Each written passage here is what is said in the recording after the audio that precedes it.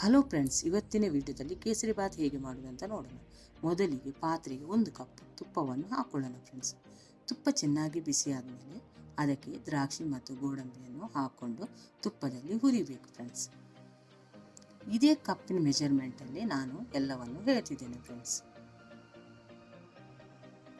ಈ ಚಾನಲ್ಗೆ ಹೊಸಬರಾದರೆ ಈ ಚಾನಲನ್ನು ಸಬ್ಸ್ಕ್ರೈಬ್ ಮಾಡ್ಕೊಳ್ಳಿ. ಬೆಲ್ ಐಕಾನನ್ನು ಆಲಲ್ಲಿ ಸೆಟ್ ಮಾಡಿದರೆ ನಾನು ಮಾಡೋ ವಿಡಿಯೋ ನಿಮಗೆ ನೋಟಿಫಿಕೇಷನ್ನಲ್ಲಿ ಬಂದುಬಿಡುತ್ತೆ ಫ್ರೆಂಡ್ಸ್. ಈಗ ತುಪ್ಪದಲ್ಲಿ ಹುರಿದಂಥ ದ್ರಾಕ್ಷಿ ಗೋಡಂಬಿಯನ್ನು ಒಂದು ಪಾತ್ರೆಯಲ್ಲಿ ಸಪರೇಟಾಗಿ ತೆಗೆದಿಡ್ತಿದ್ದೇನೆ ಫ್ರೆಂಡ್ಸ್. ಈಗ ಅದೇ ತುಪ್ಪಕ್ಕೆ ನಾನು ಇಲ್ಲಿ 2 ಕಪ್ ಚಿರೋಟಿ ರವೆಯನ್ನು ಹಾಕ್ಕೊಂಡು ತುಪ್ಪದಲ್ಲಿ ಚೆನ್ನಾಗಿ ಹುರಿತಿದ್ದೇನೆ ಫ್ರೆಂಡ್ಸ್. ನೀವು ಬೇಕಂದರೆ ಬಾಂಬೆ ರವೆಯನ್ನು ಬೇಕಾದರೆ ಯೂಸ್ ಮಾಡ್ಕೋಬೋದು ಫ್ರೆಂಡ್ಸ್. ತುಪ್ಪದಲ್ಲಿ ರವೆ ಒಂದಕ್ಕೊಂದು ಹೊಂದ್ಕೊಳ್ಳುವವರೆಗೆ ನಾವು ಒಂದು 2 ನಿಮಿಷ ಮೀಡಿಯಂ ಉರಿಯಲ್ಲಿಟ್ಟು ಫ್ರೈ ಮಾಡ್ಕೋಬೇಕು ಫ್ರೆಂಡ್ಸ್. ನೀವು ವಿಡಿಯೋದಲ್ಲಿ ನೋಡ್ತಿರ್ಬೋದು, ಬಿಡಿ ಬಿಡಿಯಾಗಿರುವ ರವೆ ಒಂದಕ್ಕೊಂದು ಯಾವ ರೀತಿ ಅಂಟ್ಕೊಂಡಿದೆ ಅಂತ ನೀವು ನೋಡ್ತಿರ್ಬೋದು ಫ್ರೆಂಡ್ಸ್. ಈ ಟೈಮ್ನಲ್ಲಿ ನಾನು ಇದಕ್ಕೆ ಸಕ್ಕರೆಯನ್ನು ಸೇರಿಸ್ಕೊತೇನೆ ಫ್ರೆಂಡ್ಸ್. 2 ಕಪ್ ರವೆಗೆ 2 ಕಪ್ ಸಕ್ಕರೆಯನ್ನು ಸೇರಿಸ್ಕೋಬೋದು ಫ್ರೆಂಡ್ಸ್. ನಾನು ಮಾತ್ರ ಇಲ್ಲಿ 1/4 ಕಪ್ ಸಕ್ಕರೆಯನ್ನು ಸೇರಿಸ್ಕೊಂಡಿದ್ದೇನೆ.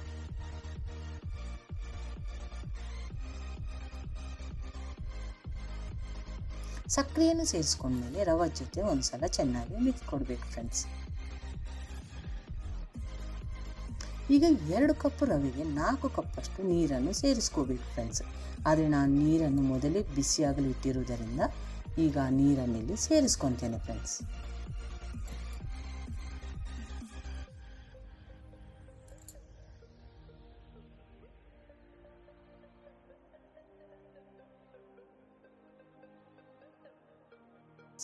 ಈಗ ನೀರನ್ನು ಹಾಕಿದ ಮೇಲೆ ಒಂದ್ಸಲ ಚೆನ್ನಾಗಿ ಮಿಕ್ಸ್ ಮಾಡ್ಕೊಳ್ಳೋಣ ಫ್ರೆಂಡ್ಸ್. ನಾನು ಇಲ್ಲಿ ಇದಕ್ಕೆ ಫುಡ್ ಕಲರನ್ನು ಆ್ಯಡ್ ಮಾಡ್ಕೊತಿದ್ದೇನೆ ಫ್ರೆಂಡ್ಸ್. ನೀವು ಬೇಕಂದರೆ ಕೇಸರಿ ದಳವನ್ನು ಬಿಸಿ ಹಾಲಲ್ಲಿ ಹಾಕಿ ಇದಕ್ಕೆ ಸೇರಿಸ್ಕೋಬೋದು ಫ್ರೆಂಡ್ಸ್.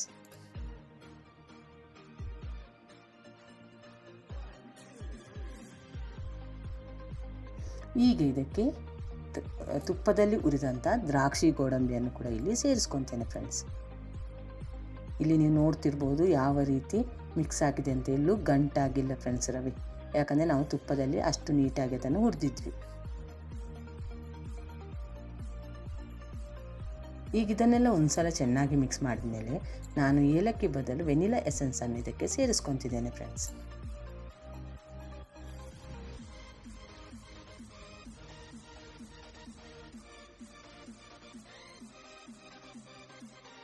ಇದು ಪಾತ್ರೆಯಿಂದ ತಳ ಬಿಡುವವರೆಗೆ ನಾವು ಮೀಡಿಯಂ ಉರಿಯಲ್ಲಿಟ್ಟು ಇದನ್ನು ಫ್ರೈ ಮಾಡ್ಕೋಬೇಕು ಫ್ರೆಂಡ್ಸ್.